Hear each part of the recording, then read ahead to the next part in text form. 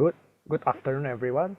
Today, my, gr- my group and I would like to present the result of our research entitled Dynamic Pricing, Applying Machine Learning on Ride-Sharing Services, presented by Gregorius Alexander Sitanggang and Virya Putra. So, for the background, first point, in an era of increasingly dense urban mobility, ride-hailing services like Gojek and Grab have become the primary choice for people. However, conventional methods used so far, such as direct order assignment or accumulating driver over a fixed time interval, have significant limitations. These methods are unable to keep up with the dynamic nature of demand, both in terms of time and location. Secondly, this problem is further complicated by what's known as the matching radius problem.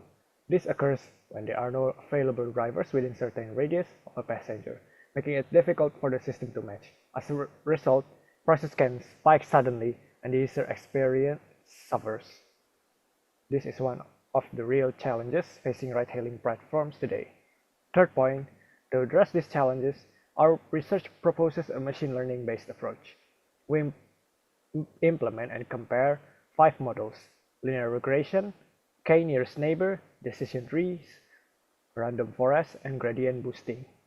These 5 models will be tested using a multidimensional dataset encompassing spatial temporal data, driver availability, and historical trip cost, with the goal of producing more accurate price predictions that are responsive to real-time market conditions. After reviewing various related works, we found other works that have done comparative study various machine learning models' performances. Correa, Mari and Xia found that SVM achieved the highest accuracy among naive Bayes decision trees and KNN in the context of e-commerce data. Meanwhile, Chow and Lee compare improved KNN plus BPNN with classical k-nearest neighbor and BPNN. They found that improved KNN offers more stability and accuracy in predicting customer purchase intentions. We also find several other works that focus on implementation of non-parametric model architecture in price predictions for dynamic pricing. So the methodology in the first step of this research is to acquire the dataset. We found the dataset from Kaggle, engineered for dynamic pricing, with 100 rows of historical ride data. The dataset structure made of 6 columns of numerical data and 4 columns of categorical data.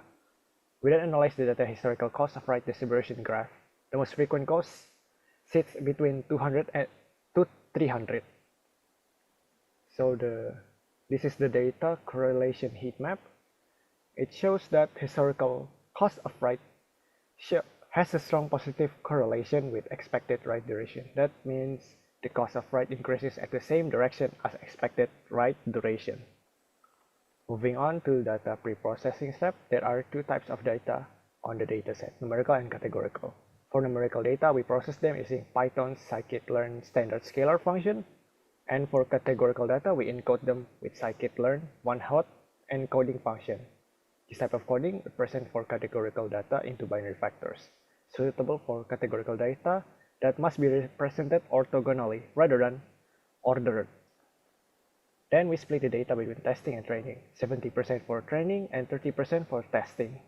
Finally, to evaluate model performance, we use formulas such as mean absolute error, mean absolute percentage error, root mean squared error, and error squared to analyze the model accuracy. Okay, for the next, result table. In this slide, we can see a comparison table of the performance. In the model using metrics is RMS and R squared.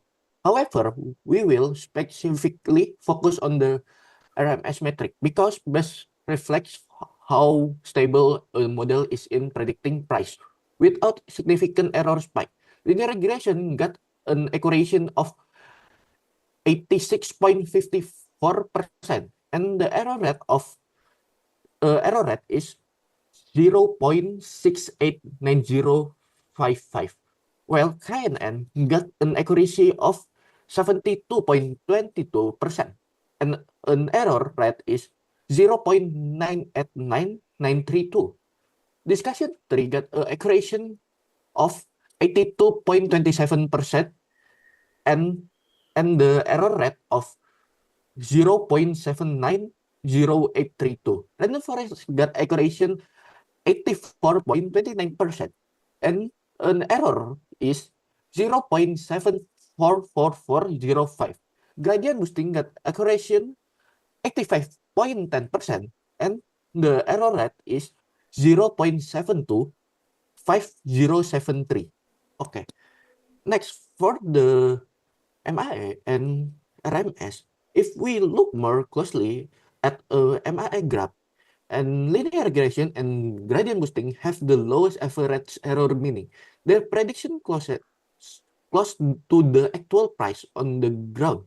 In the RMS graph, linear regression again assess low RMS index that the model is stable in its predict and does not experience large spike in error.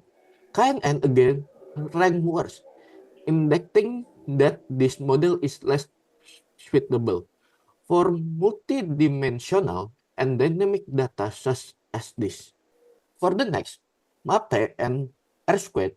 In the MAPE graph, random forest emerged as the best model with a MAPE of around 15%.